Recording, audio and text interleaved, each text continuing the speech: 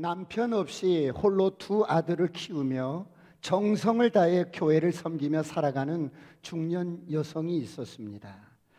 어느 날 아들 형제가 동네 한 구석에서 전쟁 놀이를 하고 있었어요. 그때 그 지역의 유력한 저명 인사가 말을 타고 그곳을 산책하다가 하필 아들 형제의 축창에 저명 인사가 타고 있던 말에 눈이 찔렸어요. 깜짝 놀란 말이 펄쩍펄쩍 미친 듯이 뛰는 바람에 말과 저명 인사가 낭떠러지기로 떨어져서 죽게 되었어요. 말에서 떨어져 죽은 사람도 사람이지만 말의 가격도 고액이었습니다. 그래서 두 아들이 재판을 받게 되었습니다. 판사는 형제 둘에게 누구의 축창이 말의 눈을 찔렸느냐 물었습니다. 그런데 두 형제는 서로 자기가 쏜 축창에 말의 눈이 찔렸다고 주장을 합니다. 판사는 마음씨가 아름답고 착한 이 형제의 우애가 남다른 것을 보고 그 형제 어머니를 재판장에 불렀어요.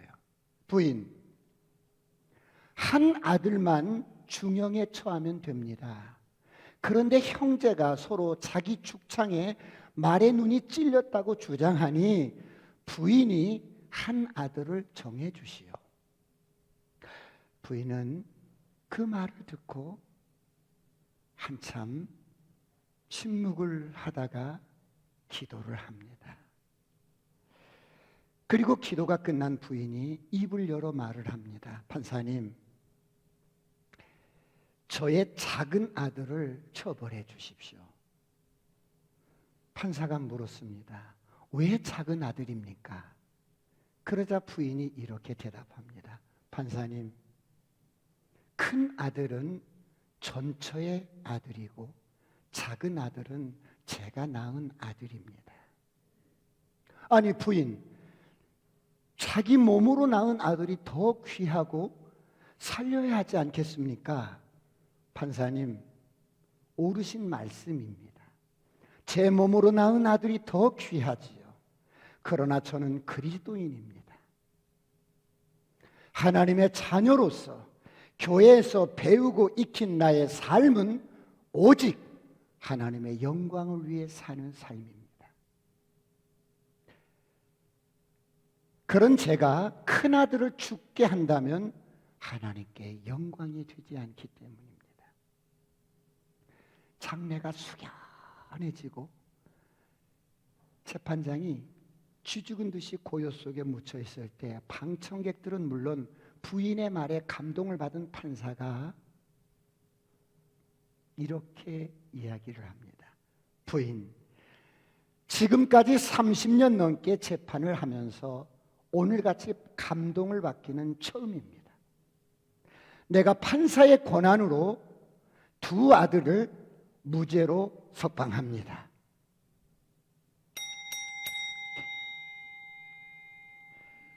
이처럼 두 아들의 아름답고 기특한 정신 그리고 또 숭고한 신앙생활을 바탕으로 전처의 아들과 친자식을 함께 키우면서 두 아들이 서로가 자기가 범인이라고 주장하게끔 한 엄마의 인성교육과 가정교육과 인간성을 바로 세우도록 교육한 그 어머니는 미국의 제3대 대통령인 토마스 제퍼슨의 어머니였습니다. 사랑하는 성도 여러분, 누가 당신의 생각의 주인이십니까? 여러분, 아무리 세상이 바뀌고 격변해도 사람이 잘 사는 비결에는 원칙이 있습니다. 사람답게 사는 데는 여러분 원칙이 있습니다. 행복하게 사는 데는 원칙이 있습니다. 바로 생각의 프레임이 바뀌어야 합니다. 생각의 주인이 바뀌어야 합니다. 엄청난 복음을 가지고도 생각이 바뀌지 않으면 인생이 불행해집니다. 죽음을 이기는 능력을 가지고도 생각이 바뀌지 않으면 인생을 불행하게 삽니다. 생각이 결과를 낳기 때문입니다. 할렐루야. 그러므로 생각이 바뀌어지기를 축원합니다. 새로워지기를 축원합니다. 아싸, 꿈 같은 일이 일어납니다. 사랑하는 성도 여러분, 우리의 생각은 마치 이렇게 하얀 종이와 같습니다. 이 하얀 종이에 우리는 매일같이 생각을 낙서를 합니다. 그런데 낙서를 하다 보면 종이가 지저분해집니다. 이런 생각, 저런 생각, 오만 생각이 복잡해집니다. 그런가 하면 다른 사람이 내 생각의 종이에 낙서를 하기도 합니다. 때로는 내 생각 속에 사단이 들어와서, 어둠이 들어와서 자기가 쓰고 싶은 생각을 낙서를 하기도 합니다. 내 생각 속에 어둠이 찾아와서 무언가를 쓰기도 합니다. 요즘 코로나 때문에 생각이 많아졌어요. 인생이 정말 힘들어요.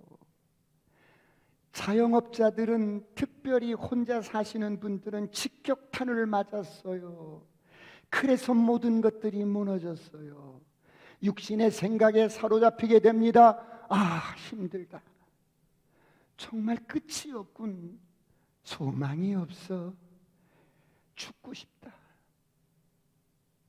여러분, 어떤 사람이 이런 생각에 붙들려 있다고 합시다. 여러분, 이것이 그 사람의 생각일까요?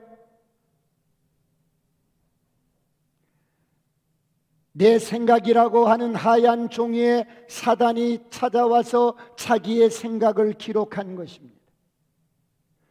그래서 우리는 이런 생각이 들 때마다 어떻게 해야 합니까? 이것은 내 생각이 아니야. 이것은 내 마음이 아니야. 이런 생각이 내 속에 떠오를 때마다 단호하게 물리쳐야 합니다. 선포합니다. 어둠은 떠나갈지어다. 저주는 떠나갈지어다. 가난도 떠나갈지어다. 죽음의 영도 떠나갈지어다. 여러분, 그러므로 성경은 말씀합니다. 베드로전서 5장 8절에 근신하라 깨어라. 다 같이 한번 합독합니다. 시작. 근신하라 깨어라. 너희 대적 마귀가 우는 사자같이 두루다니며 삼킬 자를 찾나니. 근신하라 깨어라. 너희 대적 마귀가 우는 사자와 같이 두루다니며 삼킬 자를 찾나니. 여러분, 사단이 삼킬 자를 어떻게 찾습니까? 사단은 우리의 상태를 알아보기 위해서, 여러분의 상태를 알아보기 위해서 여러 가지 생각이라는 미끼를 던집니다. 사단이 던지는 생각이라는 미끼에는 우리가 어떻게 반응하고 어떻게 여러분 나타내는가를 파악하고, 사단은 거기에 대응하고 전략을 세워갑니다.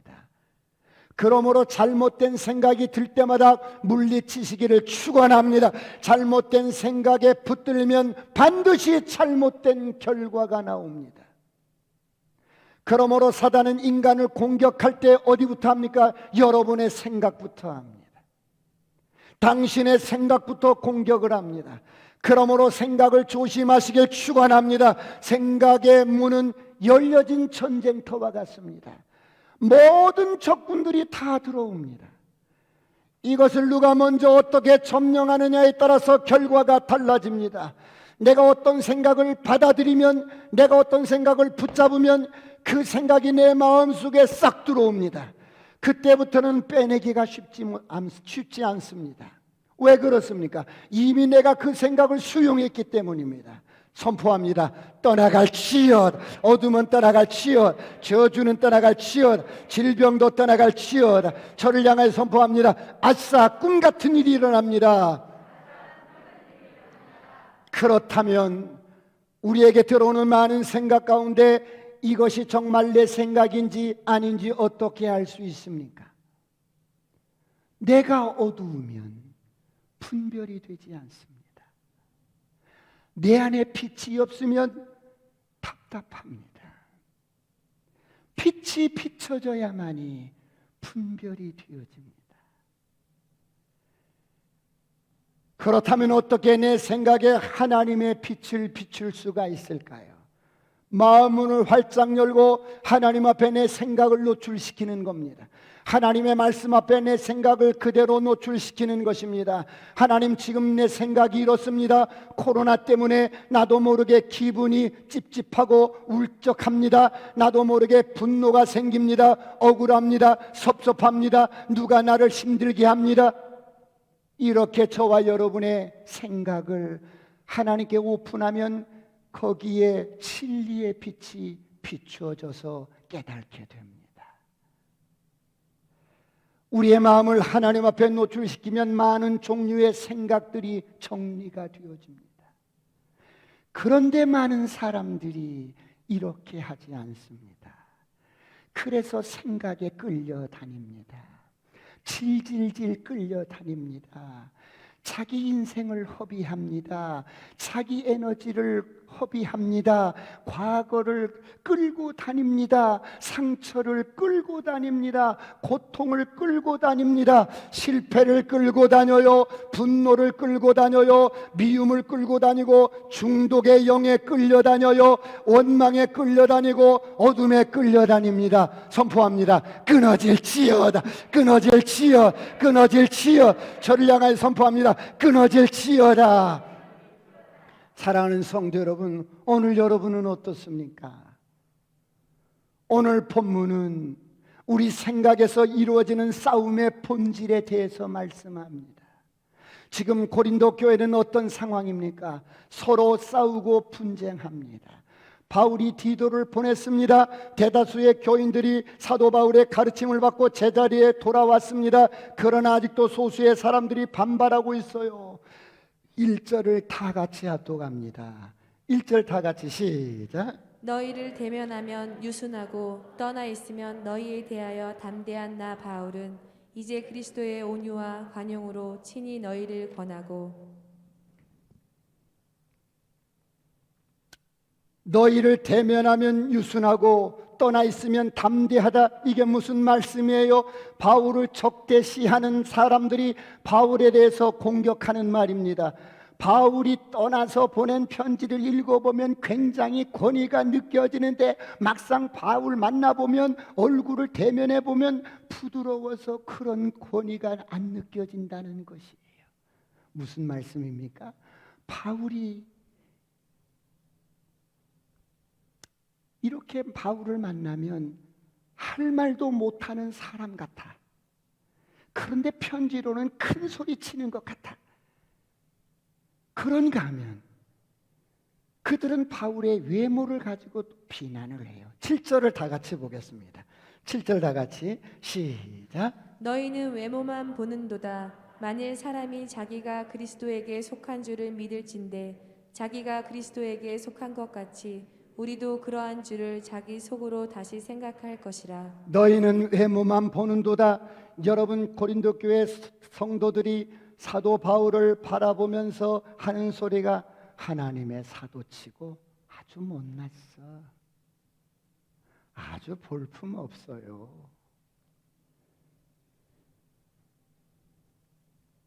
그렇다면 바울이 얼굴을 보면 왜 그렇게 유순했을까요? 고린도 교회 성도들을 사랑했기 때문입니다. 편지를 보낼 때는 지면의 한정성 때문에 강하게 요점만 강조해서 보내야 하겠지만 얼굴을 보면 유순하게 그들을 세우기 위해서 대했습니다. 나는 이중인격자가 아니야. 자기의 마음을 어떻게 설명합니까? 3절을 다 같이 보겠습니다. 3절 다 같이 시작. 우리가 육신으로 행하나 육신에 따라 싸우지 아니하노니 우리가 육신을 따라 싸우지 않는다. 우리가 육신으로 행하나 육신에 따라 싸우지 아니하노라. 여러분, 육체대로 육신을 따라 싸우지 않겠다. 사랑하는 성도 여러분, 육신적인 생각을 할 수 있지만 나는 육신적으로 싸우지 않을 것이다. 여러분, 지금 바울을 비난하는 자들은 어떤 사람들이에요? 자기의 논리를 주장하고 육신적인 관점에서 교회를 바라보고 바울을 바라보고 판단하고 비난하고 그런 자들입니다. 그런데 바울을 보십시오. 지금 고린도 교회 성도들이 육신적으로 판단하고 비난하고 별말을 다 해도 바울은 그렇게 여러분 육신적인 방법으로 싸우지 않겠다는 거예요. 왜 그렇습니까? 왜 바울이 저들은 육신적인 방법으로 싸움을 걸어오는데 왜 육신적인 방법으로 싸우지 않겠다는 것입니까? 오늘 성경이 말씀합니다. 에베소서 6장 12절 다 같이 한번 합독할까요? 시작. 우리의 씨름은 혈과 육을 상대하는 것이 아니요 통치자들과 권세들과 이 어둠의 세상 주관자들과 하늘에 있는 악의 영들을 상대함이라. 우리의 씨름은 혈과 육을 상대하는 것이 아니다. 우리의 싸움의 대상은 혈과 육에 대한 것이 아니다. 그러므로 바울은 싸움의 대상인 원수를 알았던 것입니다. 사람이 아니라 어둠의 영이라는 것을 알았어요. 그러므로 바울이 어떻게 합니까? 다 같이 4절을 보겠습니다. 다 같이 4절 시작. 우리의 싸우는 무기는 육신에 속한 것이 아니요 오직 어떤 견고한 진도 무너뜨리는 하나님의 능력이라.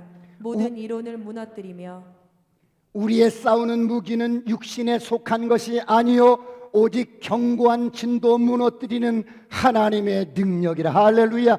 모든 인호를 무너뜨리는. 여러분 무슨 말씀입니까? 바울이 싸우는 무기는 육신에 속한 무기가 아니에요. 강력한 영적인 무기예요. 여러분 사람이 싸울 때 육신의 무기가 있고 신령한 무기가 있어요.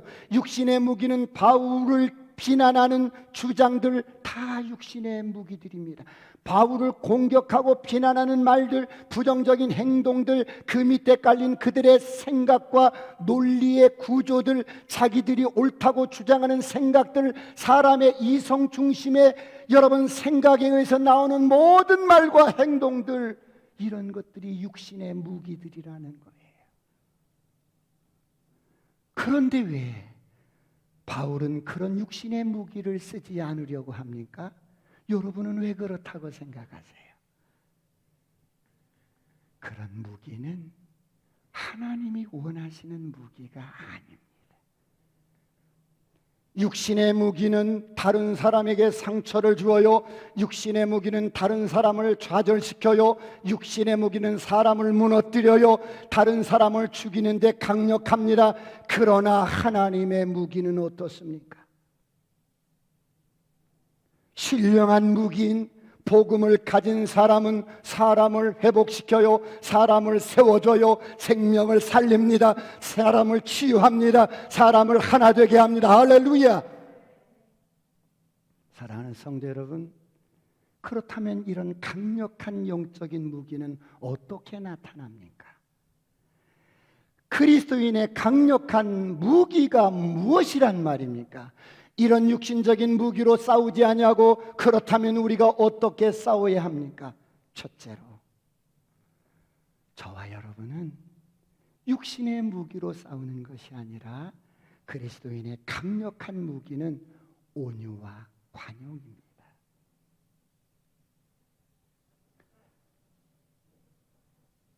오늘 1절을 다 같이 한번 합독합니다. 오늘 본문 1절 다 같이 합독할까요? 시작. 너희를 대면하면 유순하고 떠나 있으면 너희에 대하여 담대한 나 바울은 이제 그리스도의 온유와 관용으로 친히 너희를 권하고. 그리스도의 온유와 관용이 저와 여러분이 세상과 싸워야 할 여러분 가장 강력한 무기라는 거예요. 여러분 온유와 관용은 그리스도인들이 이 세상을 살면서 가져야 할 삶의 태도입니다. 온유와 관용은 모든 사람과의 관계 속에서 여러분 핵심입니다. 그렇다면 여러분 온유가 무엇입니까? 온유는 화를 다스리는 것입니다. 온유는 분노를 다스리는 것입니다. 분노를 다스리는 것이 온유입니다. 상대방이 어떻게 나와도 거기에 휘둘리지 않는 파워, 이것이 바로 온유입니다. 몰라서 휘둘리는 것이 아닙니다. 다 알고 느끼고 판단할 수 있어요. 내가 싸워서 이길 수 있어요. 그런데 참아주는 겁니다. 그렇다면 관용이란 무엇일까요? 여러분은 관용이 무엇이라고 생각하십니까? 옳은 것 위에 더 옳은 것을 관용이라고 합니다. 저를 따라합니다. 옳은 것 위에 더 옳은 것이다. 어떤 사람이 잘못을 했는데 꾸짖는 것은 옳은 일입니다. 그런데 꾸짖지 않고 기다려주고 참아주고 덮어주고 사랑해주고 모른 척해주고 더 좋은 결과를 향하여 자신을 차지하고 참아주는 것을 관용이라고 합니다. 오늘 이런 은혜가 있기를 축원합니다. 여러분 잘못할 때마다 꾸짖는다면 어떻게 될까요?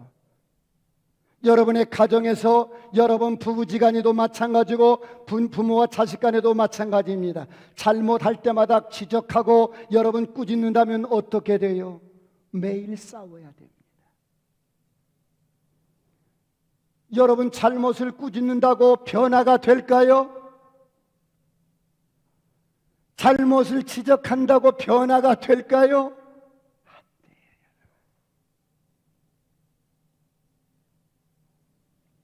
부모와 자식 간에도 마찬가지입니다. 참고 기다려주는 것입니다. 이것이 옳은 것보다 더 옳은 것입니다. 이것을 관용이라고 합니다. 오늘 이런 은혜가 있기를 축원합니다. 저를 향하여 선포합니다. 아싸, 꿈 같은 일이 일어납니다.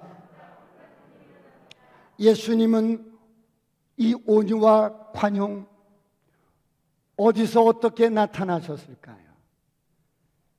온유와 관용의 극치를 보이시는 것은 십자가였습니다. 여러분 십자가를 보십시오. 모든 은혜의 시운소가 십자가에서 시작되는 것입니다.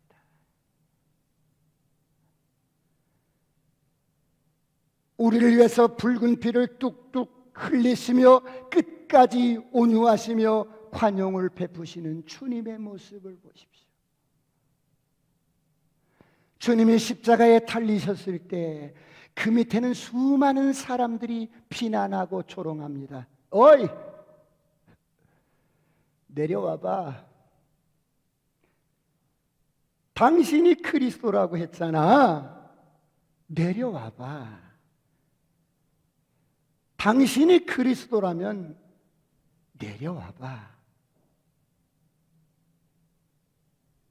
남은 구원하되 자기는 구원을 못하나 봐.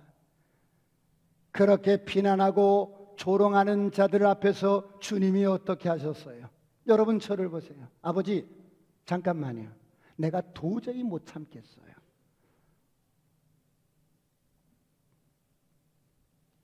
십자가에서 못을 빼고 내려오셨습니까? 어떻게 하셨습니까? 그러지 않으셨어요. 아버지여, 저들을 용서해 주옵소서. 저들은 저들의 죄를 알지 못하나이까. 여러분, 이것이 주님의 온유와 관용입니다. 할렐루야. 여러분, 이 주님을 닮은 바울은, 복음을 가진 바울은 주님께로부터 받은 사도라는 권세와 직분으로 자기를 비난하는 부정적인 말을 하고 분열시키는 사람들, 말 같지 않은 말에도 화내고 분노하고 논리적으로 따져서 이길 수가 있어요. 그러나 바울은 그렇게 하지 않습니다. 어떻게 합니까? 우리 주님 그리스도의 온유와 관용을 그대로 나타냅니다. 여러분, 이것이 연약해서 그럴까요? 이것이 힘이 없어서 그럴까요? 그러지 않아요. 이것이 여러분 잠시는 약해 보여도 결국은 승리합니다. 할렐루야. 그렇다면 오늘 본문에서 싸움의 본질이 무엇입니까? 육신의 생각과 영적인 생각의 대립입니다. 육신의 생각으로 나오는 공격에 대해서 그리스도인은 언제 어디서나 영적인 태도는 어떻게 해야 합니까? 온유와 관용으로 대하시길 축원합니다. 온유와 관용으로 대하는 것이 싸움에서 승리하는 길이요 싸움의 본질이라는 것입니다. 오늘 이런 은혜가 있기를 축원합니다. 사랑하는 성도 여러분, 그렇다면 싸움의 방법이 무엇입니까? 우리가 어떻게 하면 육체의 방법으로 싸우지 아니하고 육체의 무기로 싸우지 아니하고 더욱더 강력한 영적인 무기인 그리스도의 온유와 관용으로 나아갈 수가 있을까요? 두 번째, 여러분의 생각을 복종시켜야 합니다. 우리 다 같이 5절 말씀을 보겠습니다. 5절 다 같이 시작. 하나님 아는 것을 대적하여 높아진 것을 다 무너뜨리고 모든 생각을 사로잡아 그리스도에게 복종하게 하니. 여러분 생각의 정체를 보십시오. 하나님을 아는 것을 대적하여 높아진 생각을 사로잡아 그리스도에게로 복종시켜야 한다는 것입니다. 무슨 말씀입니까? 여러분 우리의 생각이 다 그리스도에게로 여러분 복종한 생각이 아니라 잘못된 생각, 이상한 생각, 오만 가지의 생각이 우리 안에서 돌아다니고 있습니다. 생각은 보이지 않지만 실체예요. 이런 생각을 어떻게 해야 한다고요? 복종시켜야 합니다. 어떻게 우리의 생각을 복종시켜야 합니까? 여러분은 하늘과 땅의 모든 권세를 가진 자입니다. 그래서 모든 생각을 사로잡아 그리스도에게 복종하게 하는데 어떻게 해요? 이렇게 하는 것입니다. 너 교만의 영 이리 와. 무릎 꿇어. 그리스도 앞에 무릎 꿇어. 너 분노의 영 이리 와. 당장 와. 그리스도 앞에 무릎 꿇어. 너 음란의 영 이리 와. 그리스도 앞에 무릎 꿇어.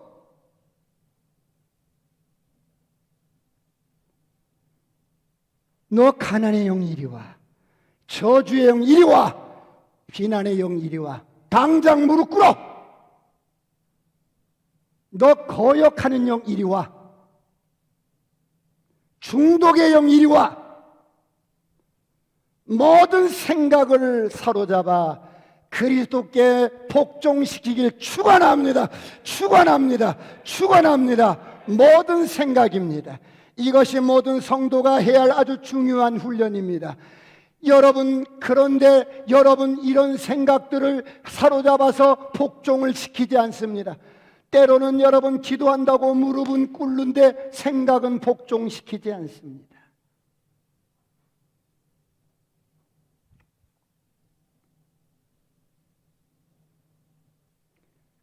우리가 왜 생각을 사로잡아 그리스도에게 복종을 시켜야 합니까? 우리의 생각의 주인이 그리스도이기 때문입니다. 할렐루야. 그리스도 예수는 우리의 주인이요 생명의 주인이요 의지와 감정의 주인이십니다. 그런가 하면 예수님은 우리의 생각의, 여러분의 생각의 주인이십니다.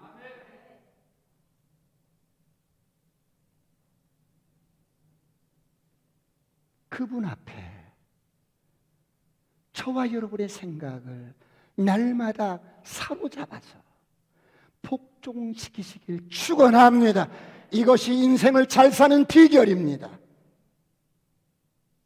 그런데 오늘 고린도 교회 교인들은 그러질 않고 육신적인 생각으로 충만해서 바울을 비난합니다. 사람을 비난합니다. 교회를 여러분 분란을 일으킵니다. 사람들의 믿음을 떨어지게 만들고 공동체를 허뭅니다.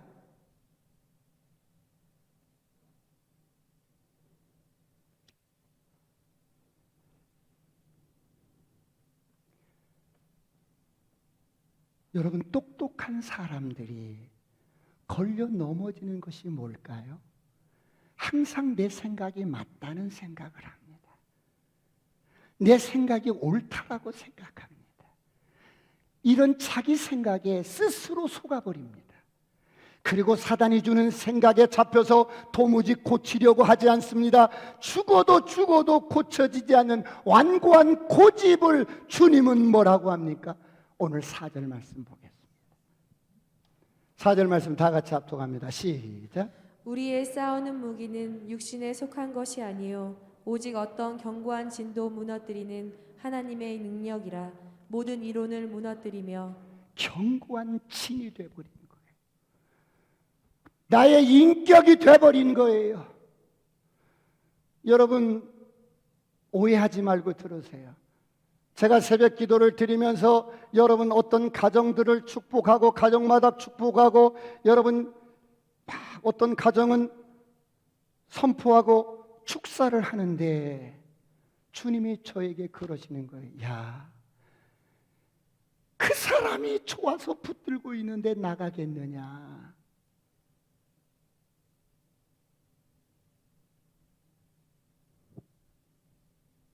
견고한 진이 되어버린 거예요.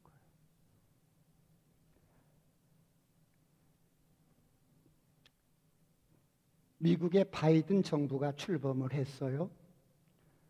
미국은 대북 정책에 대해서 여러 가지 전략을 세우고 있지만 요즘 북한에서는 15,000km를 보낼 수 있는 ICBM 대륙간 탄도미사일을 개발해서 미국을 직접 타격할 수 있다고 위협하고 있어요. 이 ICBM은 어떤 미사일이에요? 발사를 하면 그게 잠수함에서 발사를 하든 어디서 발사를 하든 이 발사를 하면 대기권 밖으로 나가서 비행하다가 목표물을 정확하게 타격하는 가장 위력적인 전략 핵무기예요. 그런데 여러분, 이런 핵무기로도 부술 수 없는 벙커가 있어요. 그것이 무엇입니까? 여러분, 벙커는 여러분 목진지에 이렇게 시멘트와 철근을 비벼가지고 은폐시켜 놓은 그런 견고한 벙커가 있어요. 그런데 이런 벙커도 폭탄 하나 떨어뜨리면 산산이 분해돼 버려요. 그런데 핵폭탄을 터뜨려도 부서지지 않는 견고한 진이 있어. 견고한 벙커가 있는데 그게 어떤 벙커예요? 여러분의 마음속에 있는 견고한 진이라는 거예요.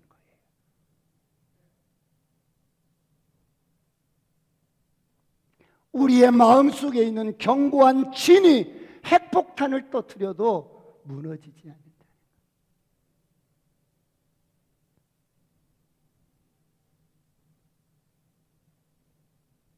바로 자기가 확신하는 내 생각입니다. 내 고집이에요. 어떤 사람은 절대적인 자기 주장입니다. 내 생각은 절대로 틀리지 않았다는 자기 확신입니다. 언제나 나는 옳다라고 여기는 자기 확신 말이에요. 나는 논리적이고 이성적이라는 것입니다. 나는 틀리지 않았다는 것입니다. 이것이 이런 자기의 확신이 견고한 진이 되어 있다는 거예요. 여러분, 이런 사람이 바로 저 같은 목사일 수 있어요. 이런 사람이 신앙생활 오래 한 그런 사람일 수도 있어요.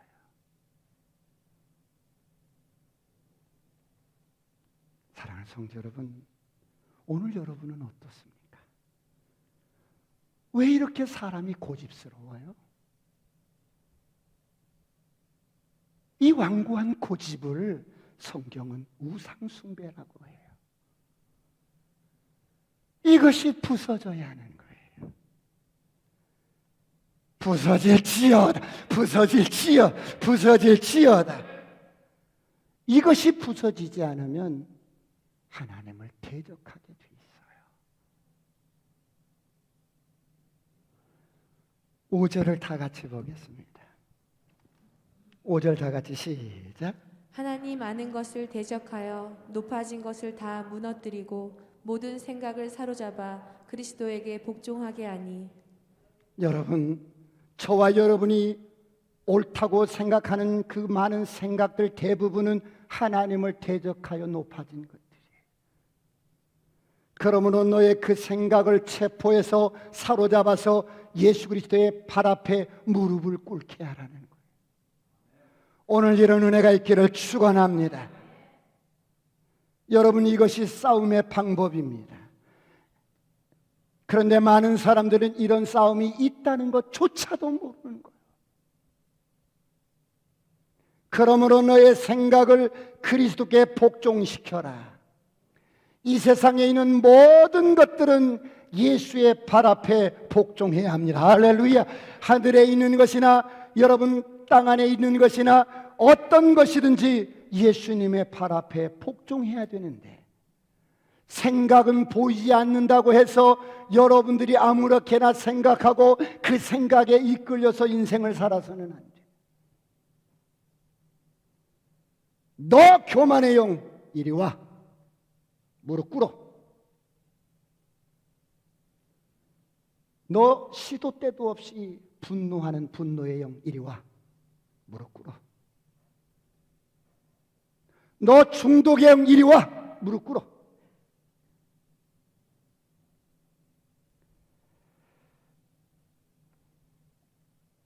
쓸데없는 생각들을 사로잡아서 예수 그리스도께 복종시키는 저와 여러분이 되시길 축원합니다. 이것이 인생을 잘 사는 비결입니다. 할렐루야. 그렇다면 여러분, 우리의 생각과 이성과 판단은 필요 없는 것일까요? 아니에요.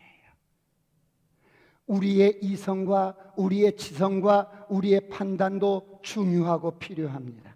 그런데 우리의 이성과 지성과 판단은 아무리 옳아도 반드시 영에게 복종해야 합니다. 할렐루야.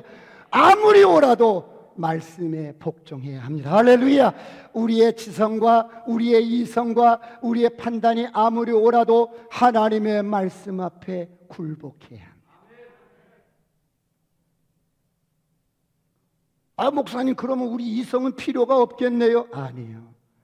우리의 이성은 하나님의 말씀을 붙잡아서, 계시를 붙잡아서 효과적으로 표현하고 활용하고 적용하고 열매 맺게 하는데 우리의 이성이 필요합니다. 그래서 아주 영적인 사람도 지성이 부족하면 예수를 무식하게 믿을 수가 있어요. 그 영적인 차원을 잘 활용할 수가 없어요. 하나님의 계시를 받아도 지성이 부족하면 유실되고 말아요.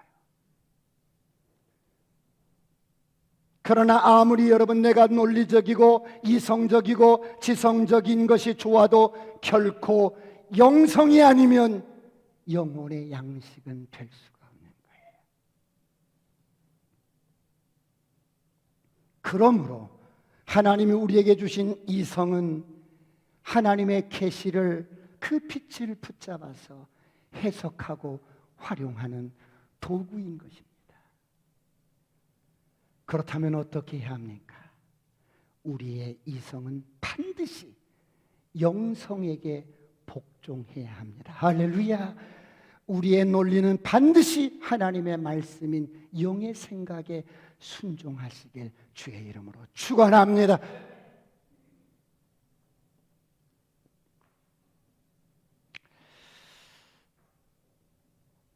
사랑하는 성도 여러분,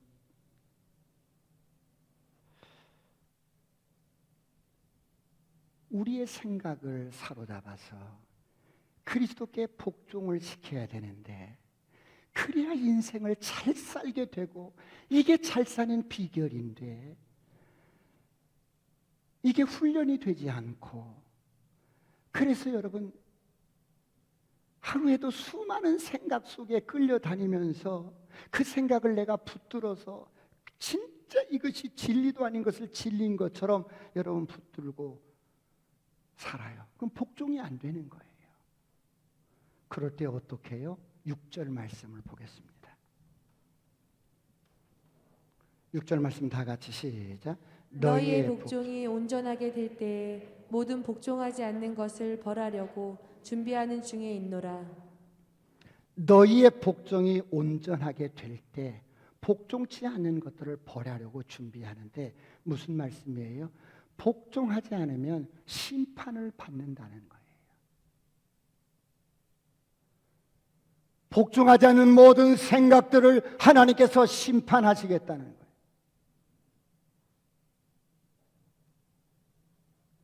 그렇다면 여러분, 오늘 하나님께서 우리에게 주신 이 이성과 이 지성과 이런 논리적인 우리의 사고, 하나님께서 주신 이런 생각을 가지고 우리는 어떻게 해야 할까요? 세 번째, 하나님의 나라를 세워가야 합니다.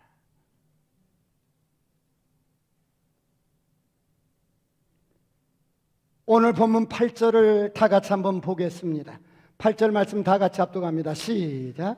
주께서 주신 권세는 너희를 무너뜨리려고 하신 것이 아니요 세우려고 하신 것이니 내가 이에 대하여 지나치게 자랑하여도 부끄럽지 아니하리라. 주께서 주신 권세는 하나님께서 우리에게 주신 이성을 가지고 어떻게 하라고 합니까?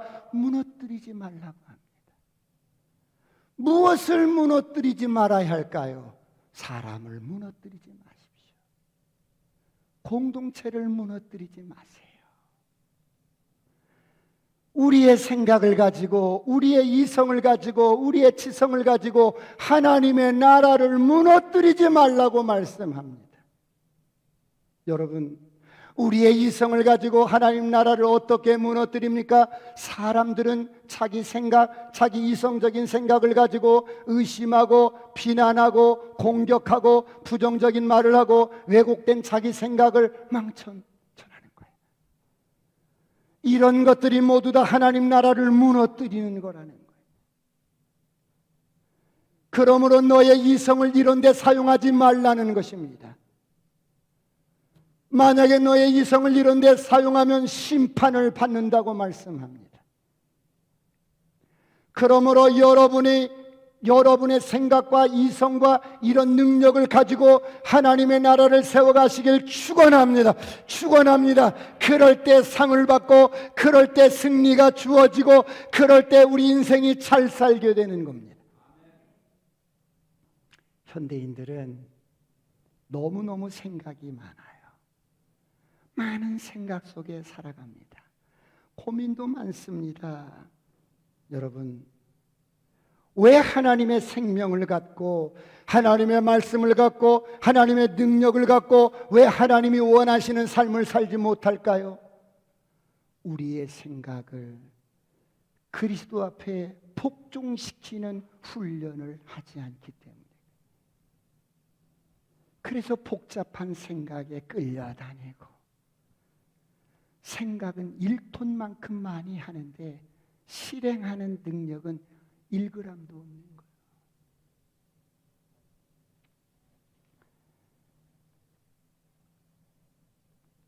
오늘 아무리 바빠도 저와 여러분의 생각을 그리스도 앞에 복종시킬 때 꿈 같은 일들이 일어날 줄 믿습니다.